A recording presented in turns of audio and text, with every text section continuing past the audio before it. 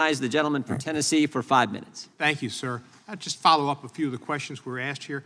Did Devin Archer not say Joe Biden did nothing wrong?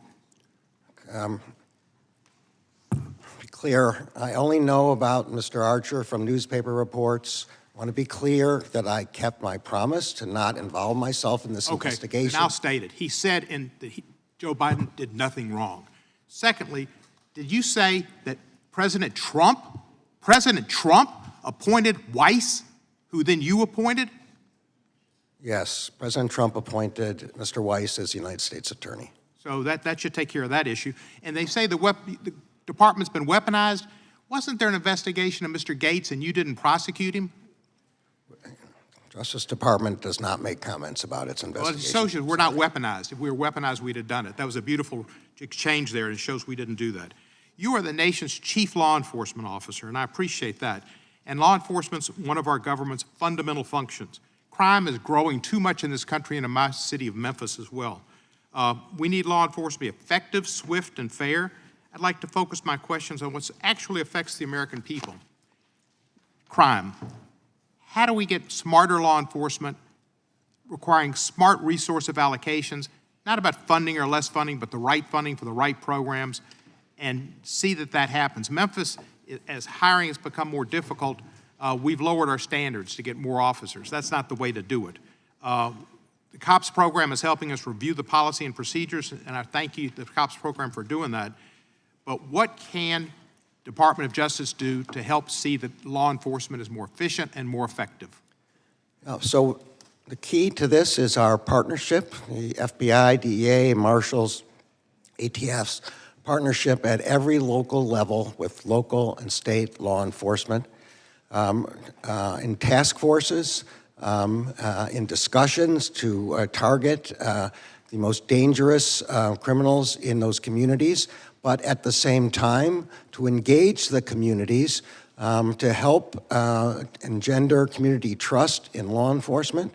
Everyone who's prosecuted violent crime cases, and that includes me, knows that you need the trust of the community in order to get witnesses. We in the Justice Department are helping our state and local colleagues do just that.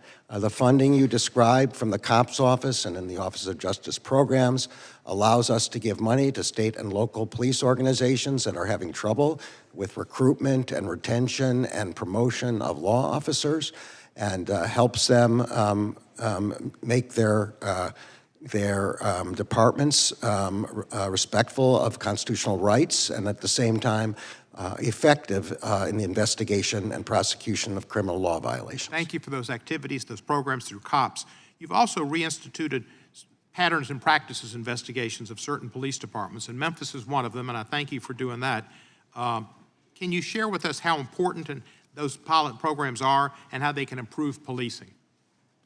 Yes, Congress has authorized the Justice Department to conduct pattern or practice investigations when they have a reasonable belief in that there has been a pattern of unconstitutional behavior in a police department. We are careful to select those cases where we think there is such a pattern. We make those investigations. We then work with the law enforcement agencies in the cities. Our hope is to come to a consent decree that will lead to a better, more efficient, and more constitutional police department. We have been successful in all of our cases to date in reaching consent agreements. Thank you, sir. You were part of announced bringing of charges, federal charges, against the 5 officers who killed Tyree Nichols in Memphis, and I thank you for that. We need that federal charge, and we need our department looked at. If there's a shutdown of the federal government, how will that affect the Department of Justice and affect policing in local communities? I haven't done a complete calculation on the effects of a shutdown and the difference between which employees are indispensable under the statute and which ones not. It will certainly disrupt all of our normal programs, including our grant programs to state and local law enforcement, and to our ability to conduct our normal efforts with respect to the entire scope of our activities, including helping state and locals fight violent crime. Thank you, sir, and Happy New Year, and I yield back the balance of my time. Gentleman yields back. The gentleman